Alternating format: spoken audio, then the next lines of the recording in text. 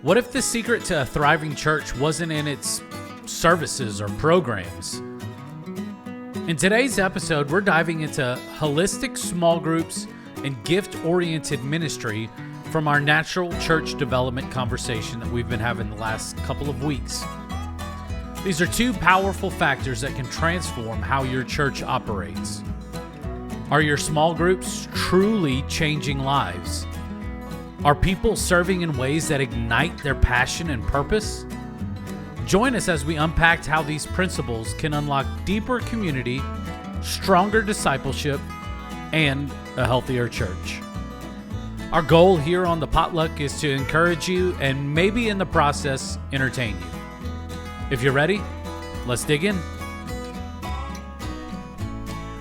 Welcome to another episode of the Pastor's Potluck Podcast. We are continuing our discussion in natural church development. We're joined today by our small groups, discipleship, outreach, pastor, all of the above. You wear many hats and you do them well. Thank you for joining us today, Pastor Cheryl. Want to get right into it because I believe that this topic that we're going to be talking about today is something that we do extremely well. I would liken it to almost like, Jesus is the foundation of everything that we do. Mm-hmm. And so we have these 8 characteristics of natural church development that are super important to a healthy and thriving church. And one of these is kind of like the wall, like the walls. Yeah. Mm-hmm. This is for us, this is part of our DNA, and that is holistic small groups. It is literally the next step for anybody on their faith journey after they commit to following Jesus and being a Christ follower. And that is finding a small group to where you could sit down, talk about the Bible, talk about those things, share with them what's going through life, praying for one another, being there for those individuals in that small group. But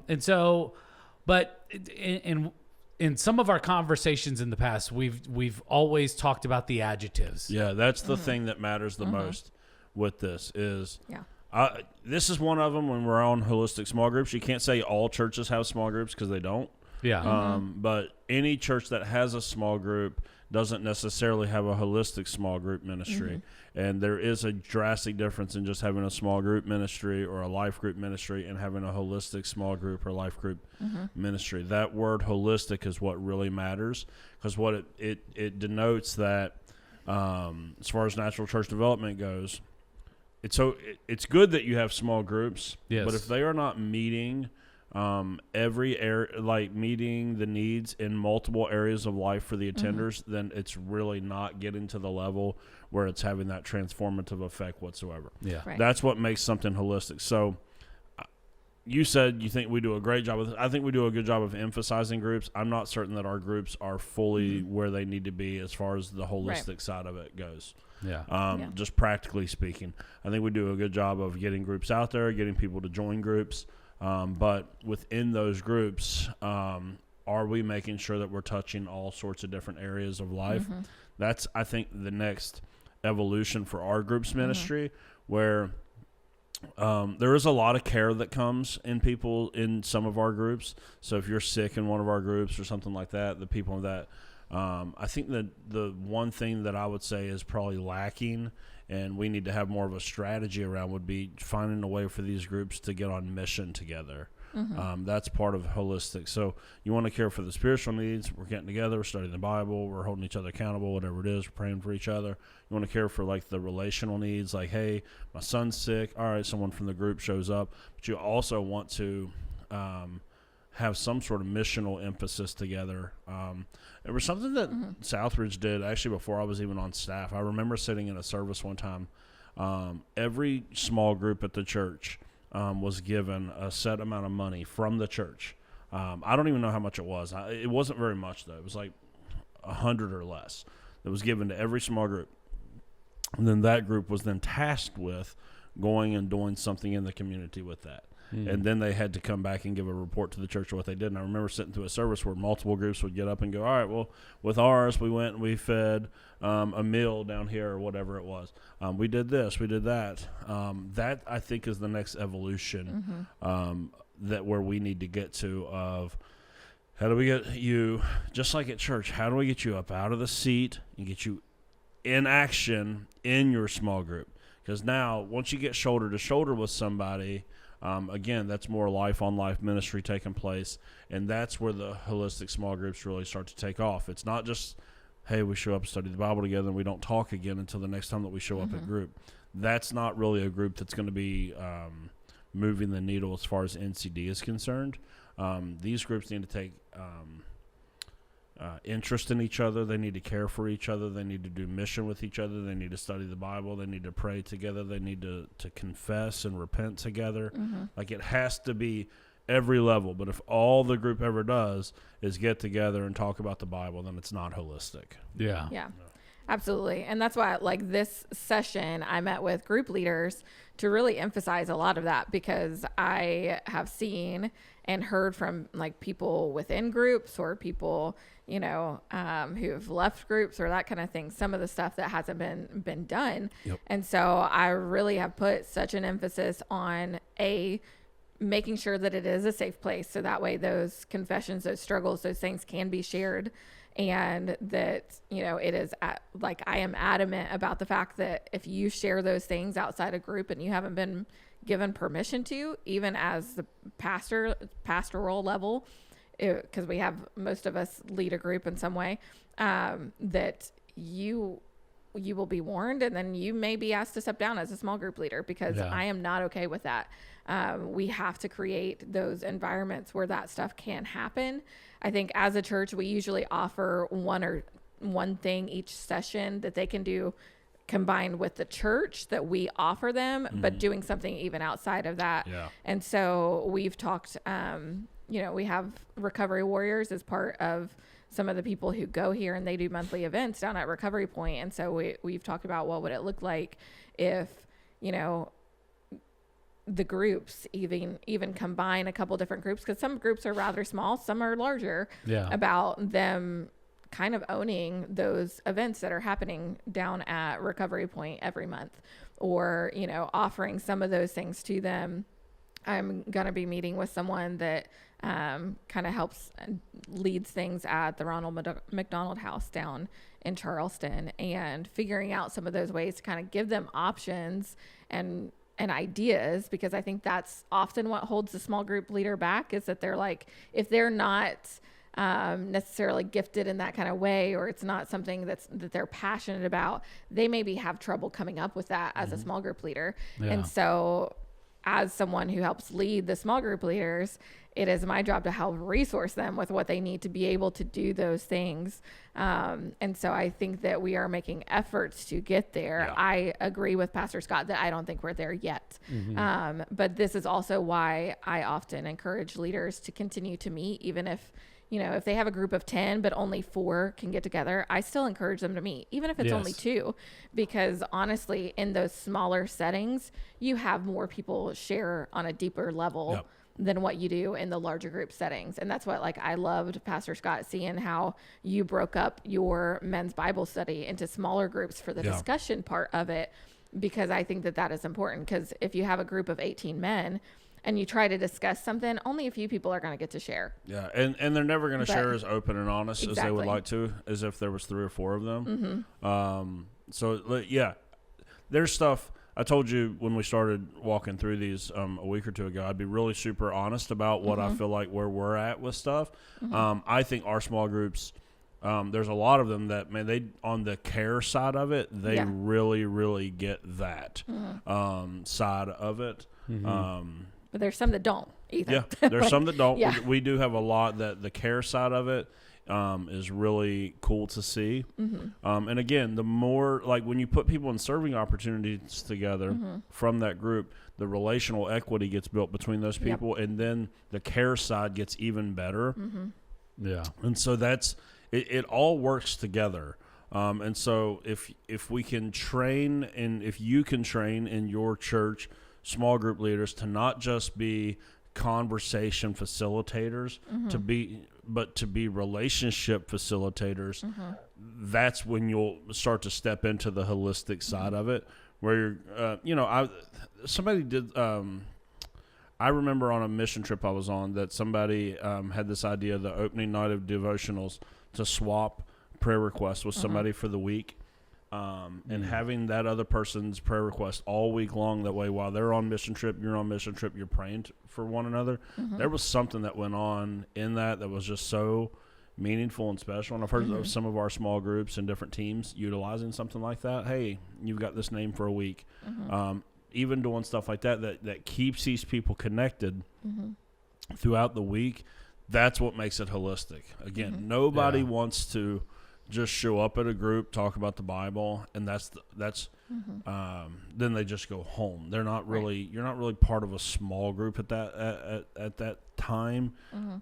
It's more like going to a class or something, or going to a seminar, which is good, but those are not relationship building. And groups, for them to be holistic, have to be relational. Like, everybody needs friends. That's why they show up at small group. It contributes, because the purpose of this natural church development is to find the areas that are making the church not as healthy as it needs to be. Yes. And one of the ways that the church is healthy is through impactful and meaningful relationships. Not just hey, I see you on Sunday, but like, I've reached out to you. I remember that whenever we were at group and you shared a prayer request, and I just wanted to follow up with you. Like what are some ways that this looks like that it does contribute to the overall health? Like, is it just and you have to swallow your pride and open up maybe a little bit and share some of those things that you're going through and struggling with. Or being the individual that sends a text out. Hey, the Lord just put you on my heart. I'm praying for you today. Is there anything that I can pray for you about? Like, there's easy and simple ways to do it, and it takes 10, 15, 20 seconds of your time to be able to just to even reach out and just cultivate those relationships. The churches that do small group ministry really, really well, I think that there's two things that lead to the success of those ministries.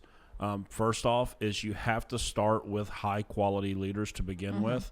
If you have the wrong people in those leadership positions, they will cause more problems for your church than they will add value to your church. We've had small group leaders here in the past that people have literally left the church because their small group leader added to the unhealth of the church in so many different ways, by the way that they facilitated the group or the things that they let happen in the group, or just who they were in general, kind of like scared people off. So you have to have the right people. Like, you have to have people that have leadership ability, that have time and margin that they can sit around and think about, how, okay, I'm a relationship facilitator.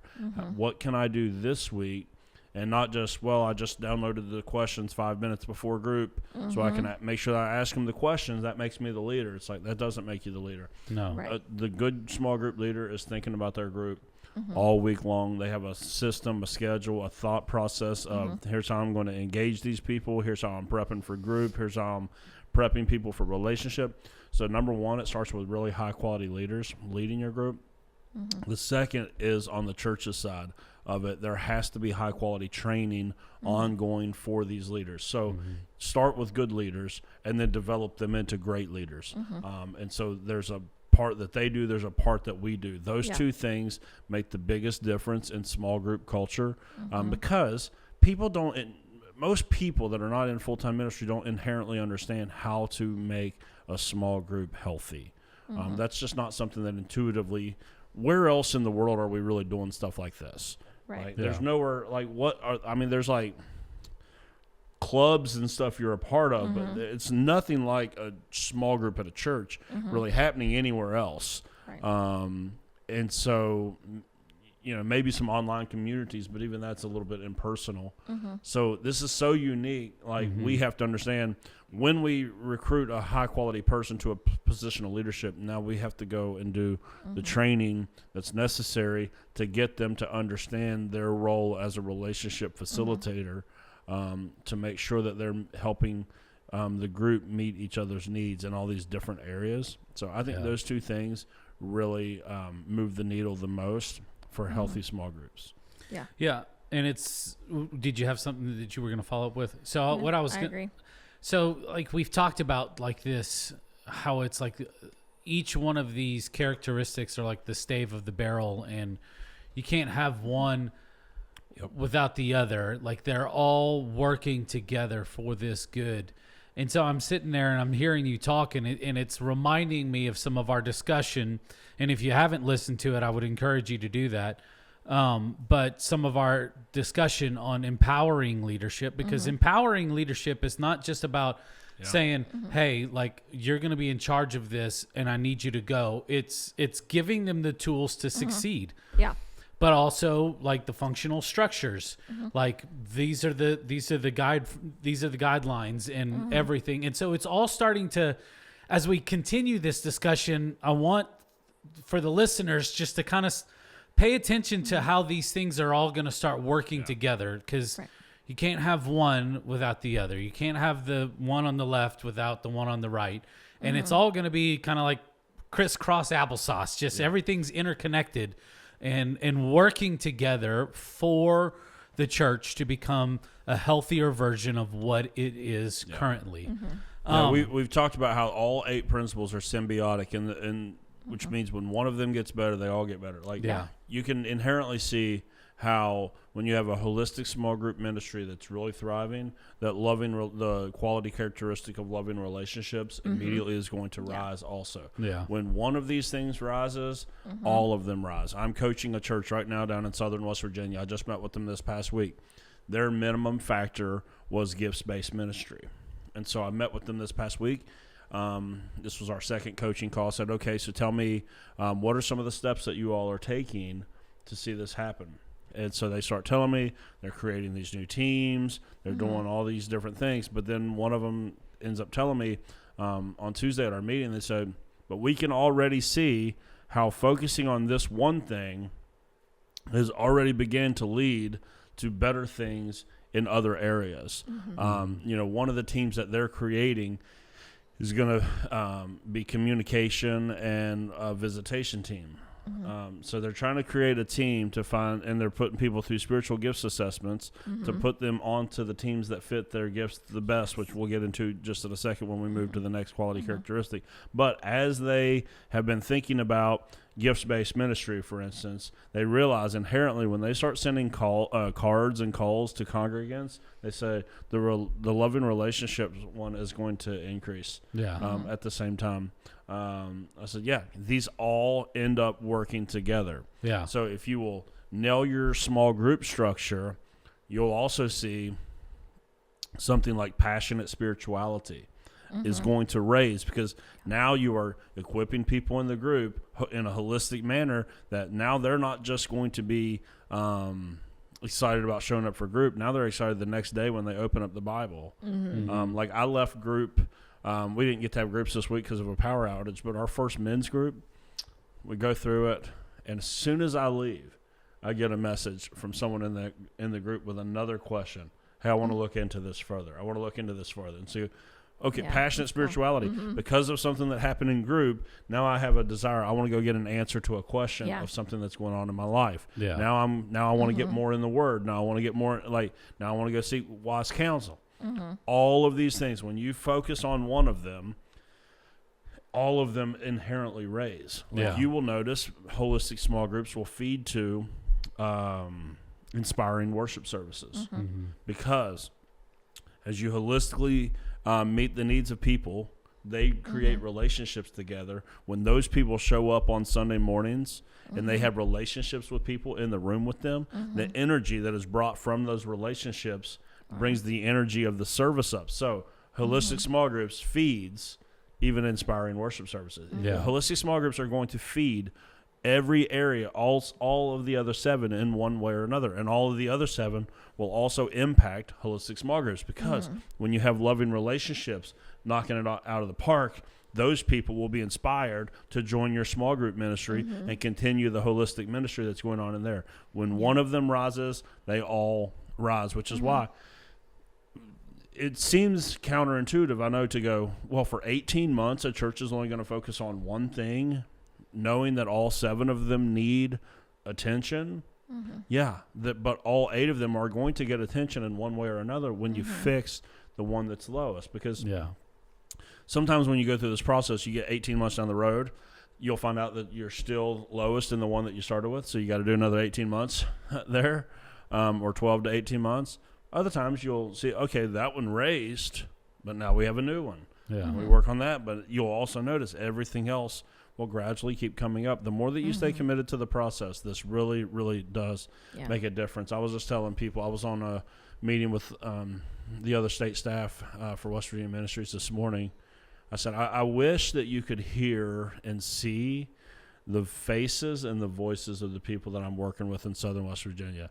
When I went down there in November to do this coaching session, you could tell it was just, there was not a lot of excitement. It didn't feel like whatsoever. And the people I met with last night, I can see a different disposition on their face.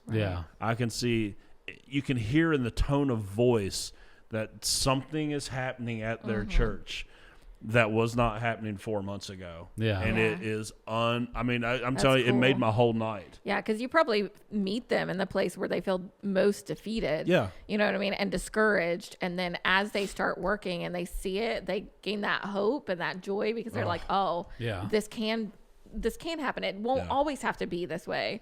And so that's really cool. I'll be honest, it somewhat like feels addicting. Like when you when you go like, oh my gosh, like, when you have to call somebody in to come and help you, that takes a lot of humility for a church to do that. And so you're coming into a place of weakness for them. And so they feel, especially, in the Church of God, the state ministry comes in, quote unquote, and it's like, oh my gosh. It can be like a kind of a low point for you in some ways. But like the people I met with this week, they were saying some of them people have been there for decades and decades and decades. And they said this is the most exciting time that they can remember at their church, that people that have never been interested in doing anything the whole time they've been there showed up at a meeting Sunday night to try to catch the vision for the NCD process that they're going through. That's so cool. It's just really been energizing to watch that happen. I can just see it on the pastor's face too. Like he's like, man, we're doing something. Like, and what we're doing is going to make a difference. Well, I think it was was it 3 years ago or so, whenever we had someone talk about this out at camp meeting. And I remember sitting there thinking, man, why aren't more churches going through this process? Like, because I know, and I've heard some of the struggles of some of the churches in West Virginia and stuff. And I'm like, why aren't they doing this? Like, this is so, I wish more pastors were in this session where we're learning about this, because it was so good. And I could see like this process, like I could see that it is beneficial, even as hard as it probably is in the beginning. My whole outlook on ministry is changing as we're going through this, and I'm studying the stuff, and I'm reading up on it. I'm trying to figure out questions, and I'm going over questions, and it's gotten my mind to start to think in a different light. I'm super excited. Like, if we should have just done one characteristic each and every single week, because I've enjoyed this so much, and this is only the 3rd episode that we're talking about this NCD. Like, I genuinely do. I had one other question that I wanted to throw out there, because I know that there's a lot of different churches in different stages, and this is a question for you, Pastor Cheryl. What are some common challenges that churches face in their small group ministries, and how can they overcome them? And I wanted to ask you that because you are hands-on, like you are the group's overseer, and there have been some challenges that you have had to walk through and try to overcome. And I wanted you to be an encouragement for other churches that are maybe even beginning to have this idea of, all right, we need not just small groups, but holistic small groups in our church. Yeah. Well, I think it goes back to part of what Pastor Scott said about finding the right leaders. I think like you have to start there, but also you have to have some kind of guide and some kind of, format for this is what you as a small group leader need to follow and adhere to. Yeah. Because I think whenever I took over, we didn't necessarily have much of that. And I met with a groups coordinator at a very large church that they kind of follow a lot of the same model as we do. Like we don't do a lot of individual ministries, but if like we want a women's group type of thing, like instead of doing women's ministry, we do women's groups. Instead of doing men's ministry, we do men's groups. Yeah. And so they follow that. And so like they resourced me with a lot of things, and I helped develop, like took some of what they did and some of what we believe to help develop, and some stuff from Emotionally Healthy Discipleship by Peace Cazzaro or whatever. I took all of those things and kind of compiled a guide for our leaders. And that's what I really emphasized and went through with our group leaders this time, because some of it I'm kind of going on the back end and trying to retrain some of our leaders that we've had for a long time, who kind of have just done it, and they focus in on, they're really good at, I have the questions and I follow this to a T, to the point to where they're like, they'll cut off conversation to get to the next question because they feel like they have to go through every single question. But it's like sometimes the rabbit trails and the follow-up conversation that happens from a question is actually what they need more than following this. And so I think if you don't have those things to start with, if you don't have some kind of a guide and protocol for your group leaders to help them understand the I would say the burden, like is that the right word? Yeah. Because I believe that after we did the first training, the person who's my my group's administrative assistant, she said, I learned so much about the importance of being a small group leader and what it actually means. Because she was like, I don't think I realized how important it is to do this, like how important of a role it is.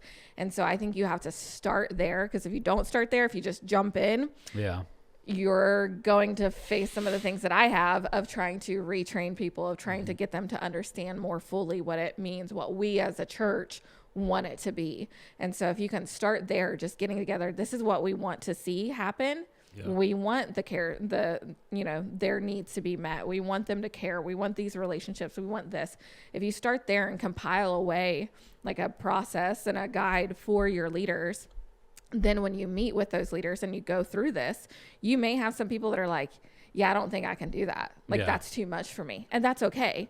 Like, so I think you have to start there and then go forward, because the challenges I have faced have been around leaders not understanding that, or leaders not having that to start with.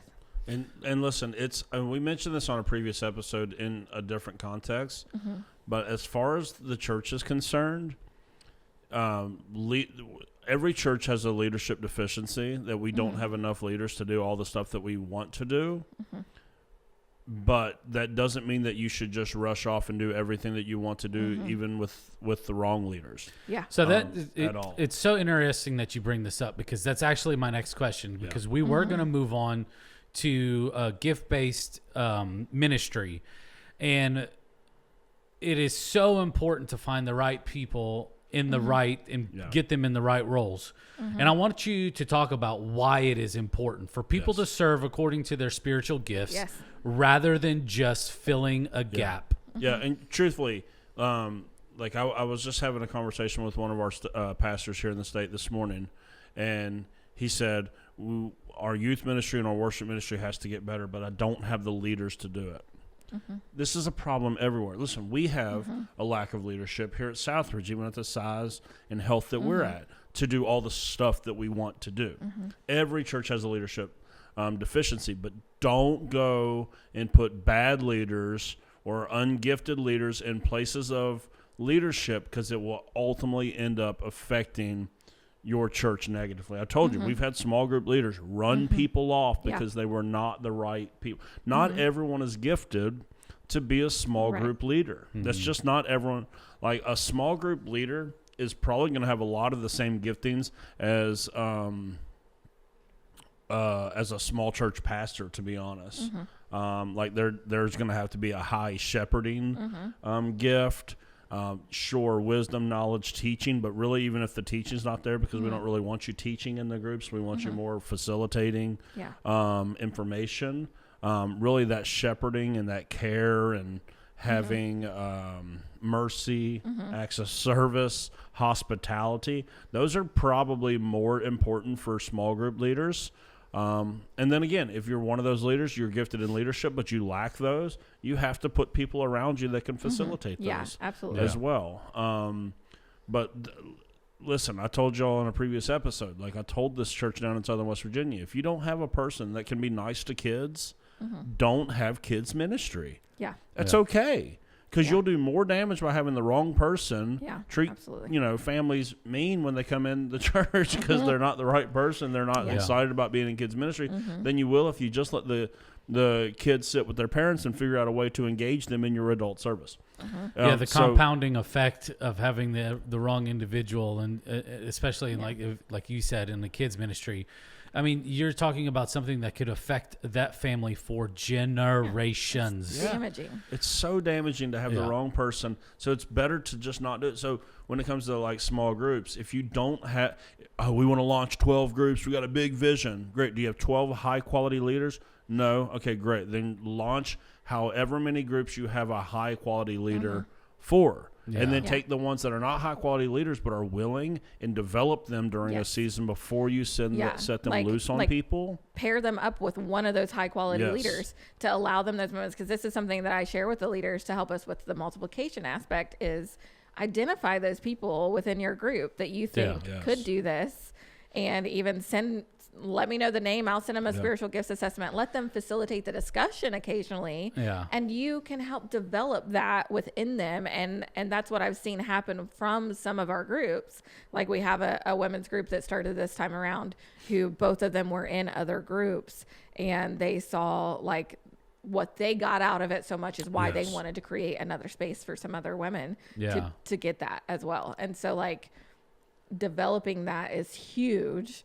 Like, take those and put some other people alongside of them to help them develop along the way. Listen, when it comes to worship, if you cannot do a live worship set as good as you can play a YouTube video for people to sing along with, then if you have someone up on stage that cannot play or sing, pull them off and do worship a different way.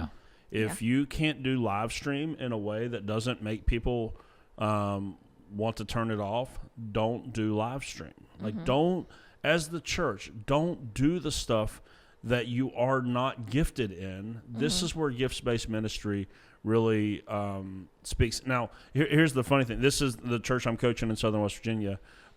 This is their area, gifts-based ministry. So I'm like right in the thick of this right now. And they're learning, like, hey, if we don't have the right people in the right place, let's not do it. And then let's get all these assessments and find the right places for these people. So they're creating positions that did not previously exist to match the gifts of their people, because nobody gets a pass on serving. Nobody gets to go, sorry, you don't have a position for my gift. It goes, no, sorry, we just haven't created a position yet for your gift. And so everybody has to find out how God has wired them and match that up with their personality and with their passions. And it's in those areas where those things intersect. But like I heard in our meeting Tuesday night, we're talking about this because one of the steps we coach churches to do, if you are low in spiritual gifts-based ministry, you have to have a sermon series on gifts-based ministry, because when I say gifts-based ministry, unless you're really familiar with the NCD, you have no idea what I'm talking about unless you kind of just put the pieces together on your own because you're a pastor and maybe you saw something similar. So these folks were telling me, hey, a lot of us, we grew up in church denominations that when you start talking about the Holy Spirit, we start thinking speaking in tongues. And that is something that they said we were raised against that. So when you start talking about the Spirit and the stuff that comes along with the Spirit, we start throwing up, whoa, wait a second. I didn't think we were part of that type of church. It's like, that's why you have to teach. I'm not talking about just the gift of tongues. Like, in fact, Paul very much minimizes that gift. And he talks about these other gifts. And honestly, it's not there. I don't even think that we have a single exhaustive list of people's gifts. I mean, people have done the best that they can when they take these surveys to try to match people, which is why I also throw in your personality and your passion, because again, singing doesn't even show up on spiritual gifts. Like some of it, you also have to just factor in your own talent as well. And making sure that people are serving where they are a good fit. Spiritual gifts, personality, talent, passion. When all of those things come together, then you have a person in the right place. But if you have grumpy pants at the front door of your church every Sunday, do not be shocked when people are not excited to come to your church. Nobody wants to be greeted with a scowl. Like nobody wants that. Nobody wants to come to a church and listen to the music, which is bad. That's not that. When you let people try to do stuff that they're not gifted in, it makes for a really fun episode on American Idol, and it makes for a horrible plan for a church. Well, I mean, you often see leaders that are, if they're not serving in through those gifts, you see burnout, you see frustration, you see a lot of that, and so how can churches effectively get people to understand what their spiritual gifts are, Pastor Cheryl? I mean, because it is, like you said, sometimes it can be confusing. So how do churches effectively find out what people's gifts are? So we use a tool that is it's the Healthy Growing Leaders Spiritual Gifts Assessment is what we use. And we paid so much money that we get I think 300 assessments within the price that we did based on the size of our church. But they don't even have to email me their results because it gets sent and I can access them on our own. But I think what Pastor Scott said, you have to do a series so that way your people can understand if you've never done that. But really the first step that we have people do when they want to serve is we have them take a spiritual gifts assessment. And then typically it's me who sits with them and kind of explains their top giftings to them and what those mean and what areas of ministry that they would be best for based on that. Plus, based on the other stuff. I do talk to them about their talents, their passions. I get to know their personality. There needs to be a process involved where you are actually getting in the same area with the person. You can't just take the assessment and go, oh yeah, sure, we'll put they have apostleship and shepherding or whatever, so let's throw them in this. But if you don't know them and who they are and what season of life they're in as well, because there are times that in our church, and I'm sure it's lots of churches where we're like, man, they would make a great teacher, a great small group leader, but they're living with somebody they're not married to. Well, you can't throw them in there, right? But I actually sit down and talk through it with people so that way they have a full understanding of their gifts. And through our database, I've created a thing that's on the side of everybody's profile where when we get that test, I upload their test. I put their top gifts in, their lowest gifts in, and suggestions for areas of ministry along with notes. That's one of the things that I'm doing. So that way, as people are coming, if they go through part of our Discover course that we're trying to get new people to do, then we can already have that in there to where if you meet someone and you think, oh, I wonder if they'd make a great person for worship ministry, you could go in and find all that information to see. But that is really, it's sitting down with them and sharing that with them. We have some resources that we have from this and from other resources that we put together to kind of go through it and explain it, along with where you can find it in scripture and all those things. But but it is like taking all of that together. One of the things that I like to ask people when I'm sitting with them, just to get some of their personality and it's a telling question, is I ask them, I say, hey, if you could do anything at all for the church, don't think about the normal stuff that you know about. If you could do anything at all, what would it be?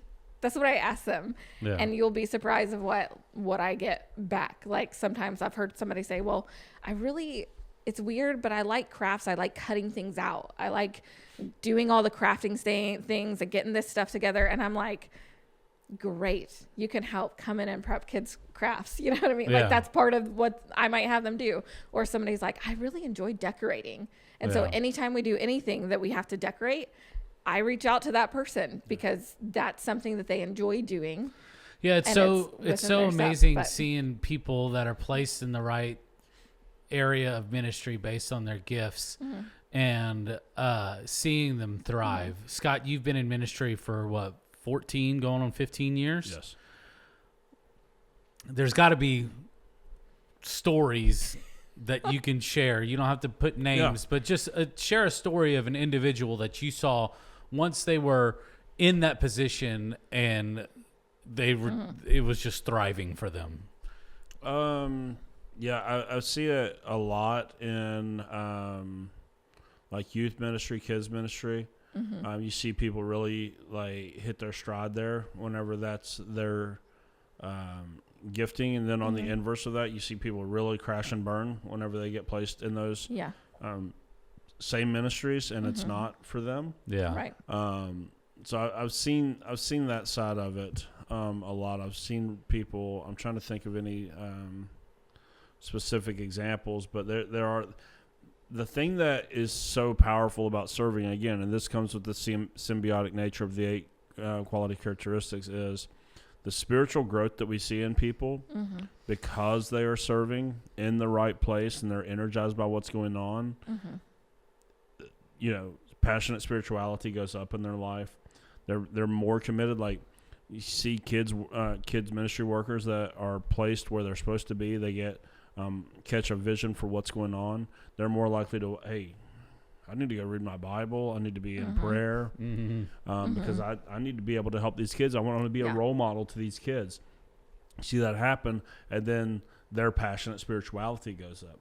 Hey, I need to get into a small group because, if I'm responsible for helping disciple these kids, like I need someone to disciple me.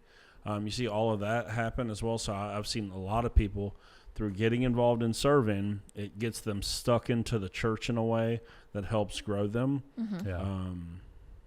So I've seen that a lot. I want to mention one of the other like practical sides of this. So when we talk about gifts-based ministry, we're talking about making sure that you have a way that you can identify people's gifts and get them into the right ministry.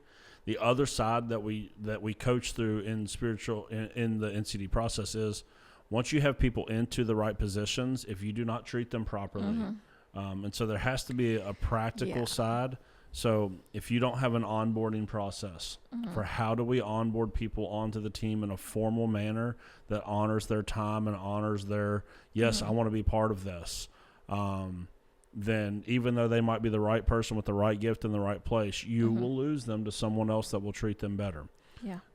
So it's an onboarding process. It's an ongoing training process. If you set people up for success and they're gifted and in the right place, they're going to thrive. If you get the gifted person in the right place, but you don't train them on your expectations, they will lose every single time they show up and not know why they're losing. And it's because you didn't walk them through a training process by which, and I if you've been at Southridge and in ministry here or on staff here, this stuff feels like day one of course type stuff. It is not. Right.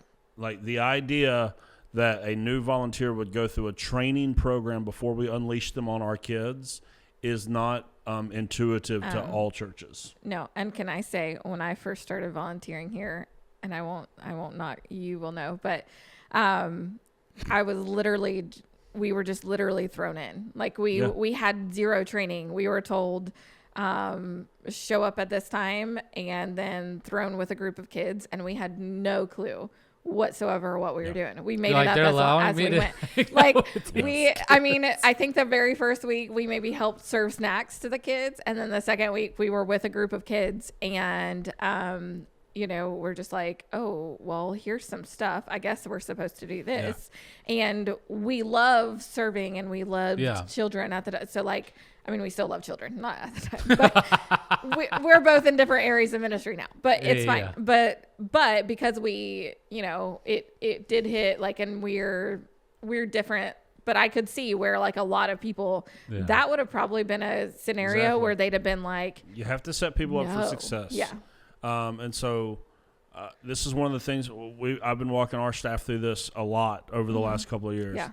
And we mentioned it on the podcast either last week or the week before, that we have to have time to work on our ministry and not just in our ministry. Yeah. And so that looks like, I've been meeting with Jess while Anna's been out of the office because she normally reports to Anna, but I've been working with her on some ministry stuff, and I'm going, you have to get standard operating procedures on paper.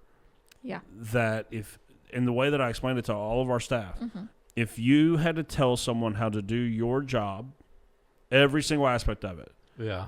How to do your job, and they were 15 minutes away from you starting their own church. How would you tell them to do it?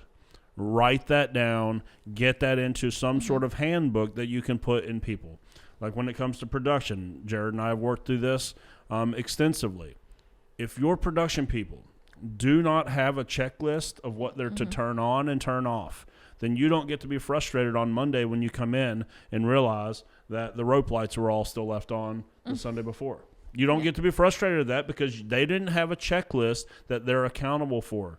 Yeah. You might have told them, and it's not fair to take someone that has a full-time job, kids, a wife or a husband, shows up on Thursday for practice, has stuff going on all weekend, and then on Sunday, I know you told me that I'm supposed to, at my training, I was supposed to turn those lights off, but it's unfair to think that anyone's going to remember that. No. Yeah. But if they have a checklist, so like that's one of the things I'm working with this church in Southern West Virginia on right now.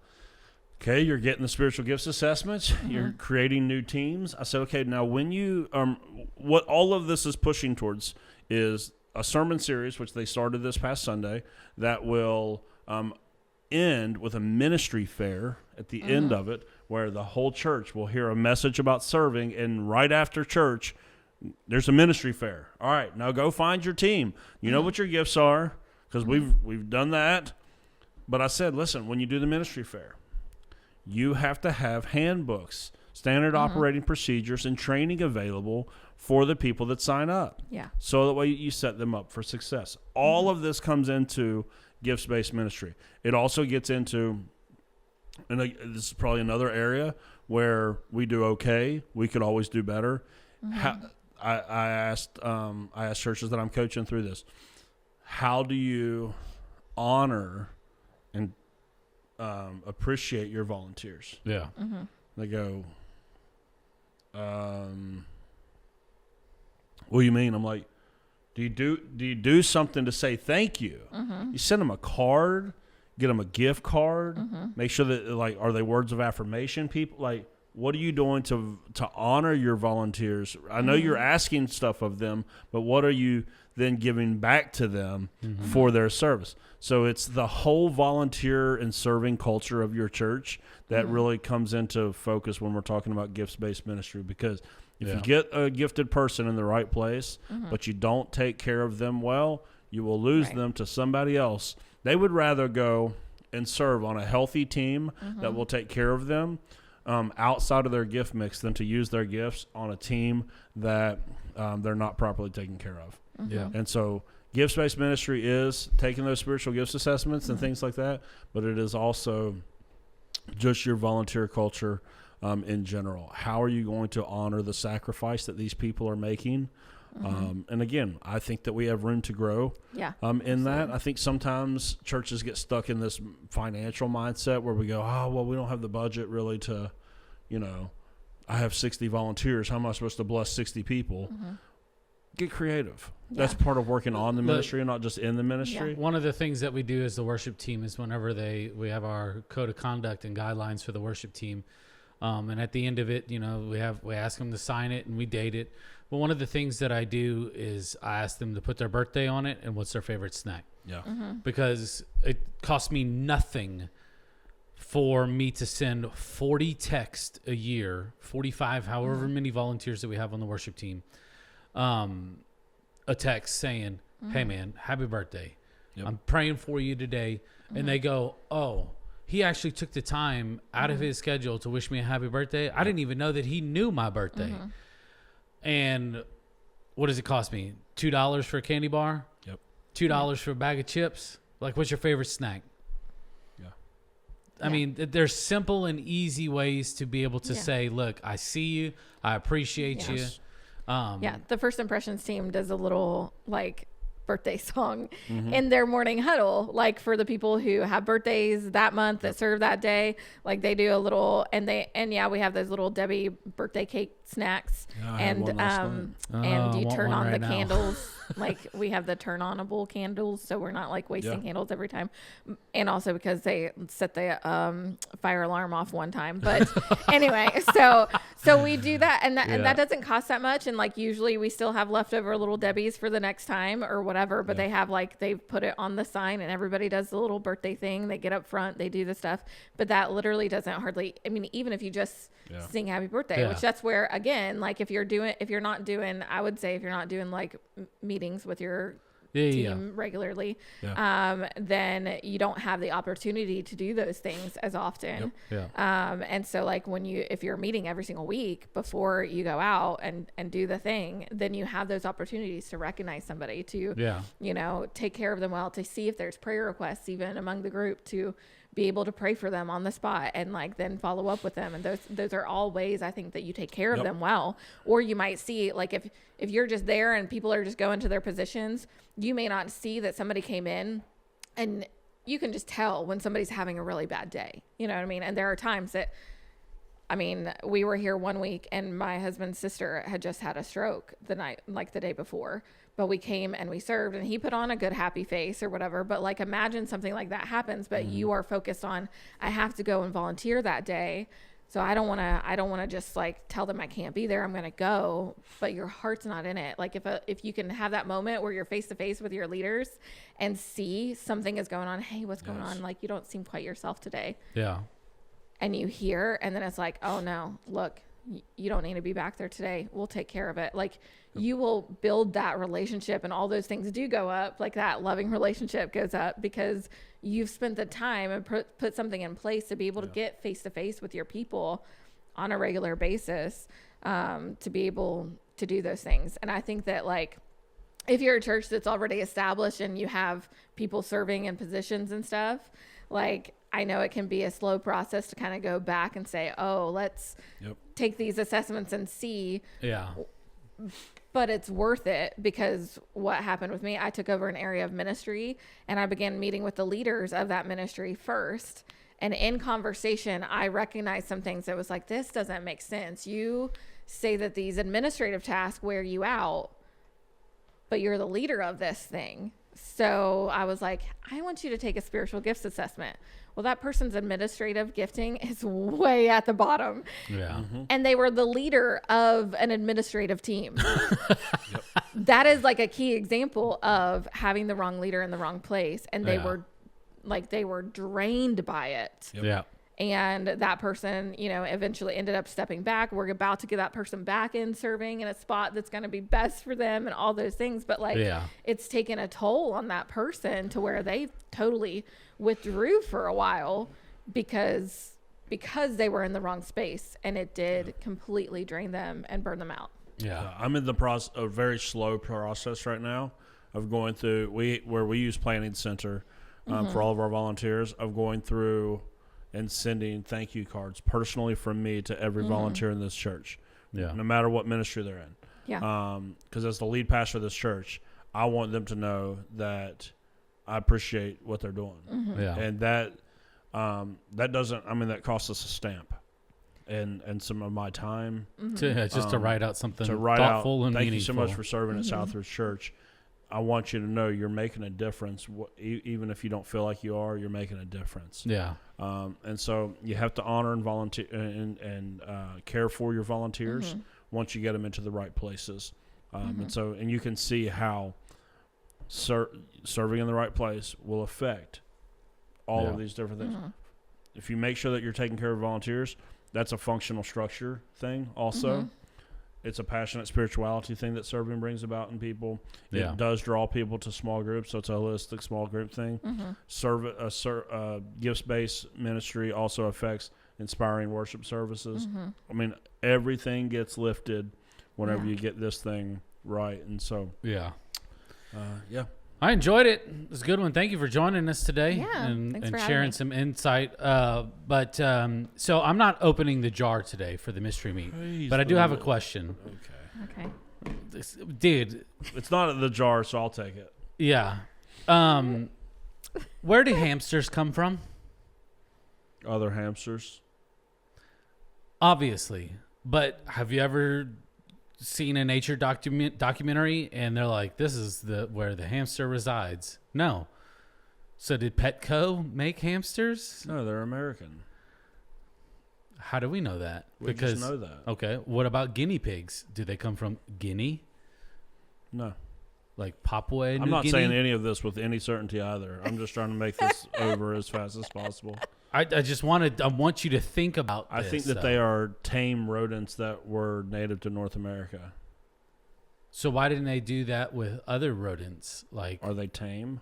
Like groundhogs. Why don't we have groundhogs at Petco? Well, you could, but I think that those are a little bit bigger than a chipmunk or what are you talking about? Guinea pigs. Hamsters. Yeah, I think that they're a little bit bigger and probably a little bit more elusive, to be honest. You don't think that hamsters, they were just sitting around going, hey, I've been waiting for you to pick me up and take me home and put me in a cage with a bottle. No, but once you have feed me pellets. Once you have 2 of them, you can have 1,000 of them. Yeah. And they're small. So what did you get? Like they just got lucky picking up like groundhog. If an animal has the ability to burrow through the ground, it's probably not an inside animal to domesticate. That's in a hamster, bruh. They don't just sleep under trees. Right, all rodents live in the ground. But can a hamster or in burrow a tree all the way through the ground from hole to hole like a groundhog? That's what I'm saying, Scott. Where do hamsters come from? From the first hamster. I understand that. I'm trying to get y'all to think in a certain way because you don't see hamsters in the wild. You only see them in a cage. Who says that you don't see them in the wild? Have you seen a hamster in the wild? He ain't in the wild. Yeah, first off, I ain't going out in the wild. Second off, how do we know that that's not the case? Hamsters have just been hanging out with people since the beginning? I think hamsters and things like that like to hide a lot, so you just don't know. They're so small. How would you even see them? How would you see a mouse? I mean, I don't see chipmunks I very don't often. see mice in my everyday life either, but I believe they're out there. Yeah, well, I don't know. This was all these hamsters that people have that they realize that they no longer want, what do you think they do with them? They let them outside and they run wild. And then people catch them and sell them again at Petco. I don't know where a hamster comes from. I don't know either. I don't care. I care enough. I don't like animals like that at all. I do. As much I love animals. I don't like dogs, and hamsters and the like would be right up there with that. Like, stop it. Yeah. Put all of them outside. At daycare, my kids always had a guinea pig in their class, and like they would be able to sometimes help feed a guinea pig's just a long-haired hamster. Water and all of that stuff. It's bigger than a hamster. It's a lot bigger. Like hamsters are tiny. Guinea pigs are a bit bigger. Is it like that movie? If you say you ain't never seen a rat indoor, so if you see a rat outside, it's a rat outside, it's a rat. If you see it inside, it's a mouse. Yeah. So if you see a mouse or a guinea pig outside, it's I think aren't they all from like the rodent family? I think Rodentia. They're all rodents. I would have preferred something out of the jar, to be honest, and I hate the jar, so. I'm sure Anna loved it. I know you're listening. Love you. We'll see you in a couple weeks. But Join us next week as we continue our discussion on natural church development and hopefully all things rodentia during our mystery week question. Come on, guys. I'm speechless. Thank you so much for listening in with us today. We really appreciate it. If you haven't done so already, go ahead and hit that subscribe button. You can also follow us on social media, on Facebook, Instagram. And you can also watch the video version of this on YouTube as well. All you have to do is search up the Pastor's Potluck Podcast. From all of us here, we want to say thank you, and we'll see you next week.